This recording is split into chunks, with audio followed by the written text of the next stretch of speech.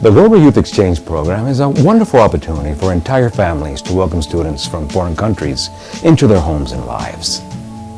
Serving as a host family allows you to introduce your own customs and traditions to foreign visitors, as well as to reap the benefits of sharing your home with and learning from someone from another culture. One of the most common misconceptions about being a host family is that you or someone in your family must be a Rotarian, or that you have children of the same age as the exchange student. In fact, some of the best exchanges are in homes with young children or no children at all. While it is desirable that the host family provide the students with their own room, it is not required. But if they do share a room, it must be with someone of their own gender, and ideally of the same age range. To ensure the safety of our exchange students, all host families must be screened through an application, interview, and background check. Volunteering to host a student demonstrates your commitment to Rotary ideals of international understanding and cultural exchange. Volunteers must also understand and comply with Rotary International and district guidelines for the Youth Exchange Program. Rotary requires that home visits must be conducted annually, even for repeat host families. All adult residents of the host home must meet the criteria for all volunteers in the previous section. This includes adult, 18 years or older, children of the host family, and other members of the extended family that reside in the home. Your main responsibility as a host family is to enrich the experience students have by welcoming and including them in your family. The best way to achieve this goal is to treat the student as if they were your own child, not a guest. This means holding the student to the same responsibilities and rules you would your own child. Don't be afraid to ask them to join in household chores, weekend projects, family trips, and religious services if they don't go against or offend their beliefs. Basically, anything you can think of that you would ask your own child to do is a good rule to follow. The following guidelines will help you to make this experience one to remember for all those involved. Keep things informal. Let your student know right from the start you prefer not to be called Mr. or Mrs. As they become more comfortable with you, they may call you Mom or Dad, or possibly use your first name. Keep your expectations clear. Using the first night questions will guide you in discussing household expectations, such as making beds, doing dishes, setting the table, etc. An interactive copy of the questionnaire can be found in most languages at www.yeoresources.org. Use moderation. Some students have voiced concern that they felt like unpaid help where the others had no chores at all and felt left out. The key is to find a fair middle ground. Discipline should be addressed within the household, as it should be clear to the students what is expected of them and what the consequences are for violation of these rules. If you have concerns regarding limitations or expectations, please bring them up to the counselor. There are a lot of things you can do on the program, but a few things you can't. We call these the 4 Ds. One of the 4 Ds of the Youth Exchange Program is no drinking. Alcoholic beverages are not permitted.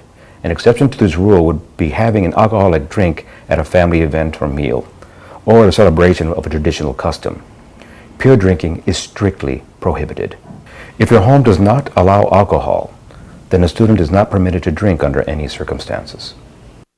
Drugs are the second D. Possession or use of illegal drugs is absolutely forbidden. Students violating this rule will be sent home. If you suspect your student is using drugs, please contact the counselor immediately. Driving is the third D. Although the temptation is high, exchange students are not allowed to drive while staying with you.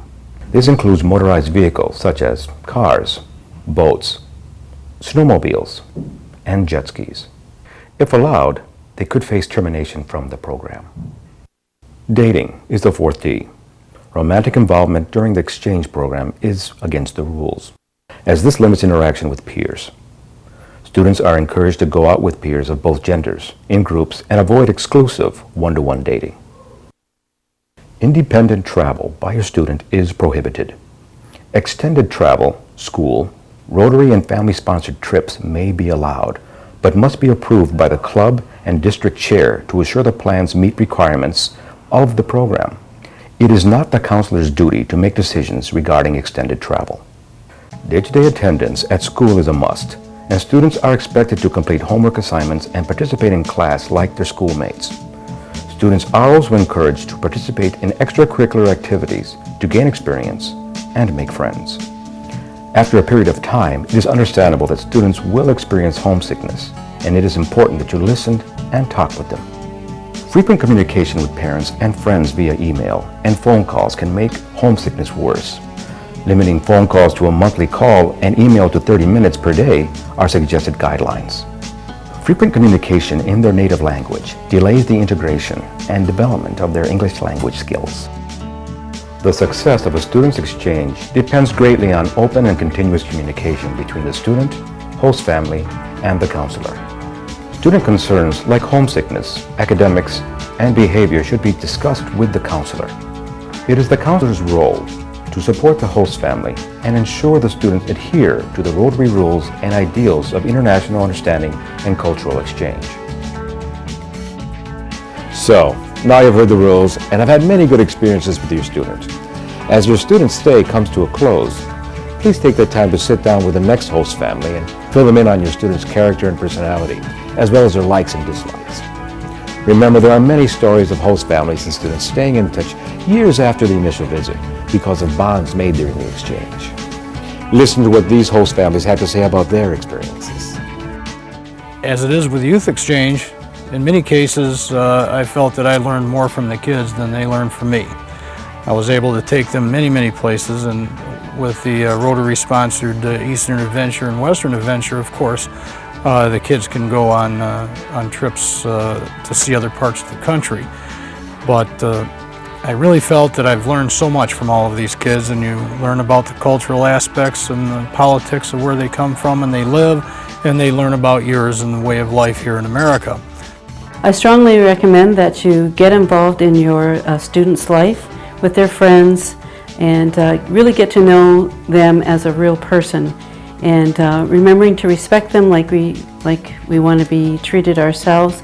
And I think you'll really benefit from getting to know someone from a different country. It just really makes you think that the world is small, and it's really been fun for us, and opens up new worlds, and it's really been a good experience for us. And in fact, we are taking another one this year as well from Mexico. I'm really looking forward to having her be part of our family as well. As you can see, this is an incredible experience. If you're not already signed up, call your local Rotary Club today. Now, let's discuss something very important. Although it is rarely an issue, sexual harassment and sexual abuse are two topics that need to be addressed. It is important that everyone, including the students, parents, counselors, and host families, reference this section. The facts and procedures discussed in this section could prove to be of great importance. So let's get started by reviewing a couple basic definitions. Sexual abuse: forcing or encouraging someone, regardless of age or gender, to engage in implicit or explicit sexual acts alone or with another person. Sexual abuse examples are many and varied, and range from strong physical offenses to indecent exposure or expecting a student to look at sexual or pornographic material.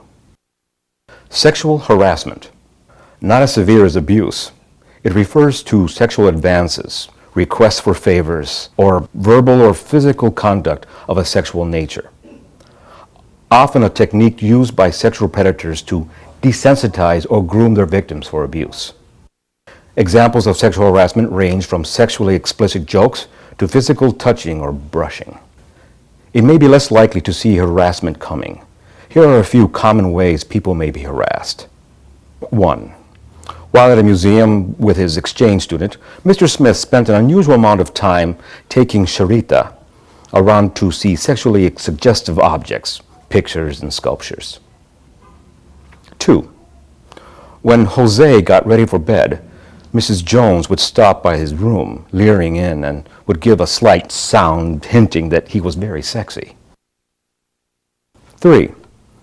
After watching an R-rated movie together, the obscene language or gestures in it are repeated over and over again for no good reason. 4.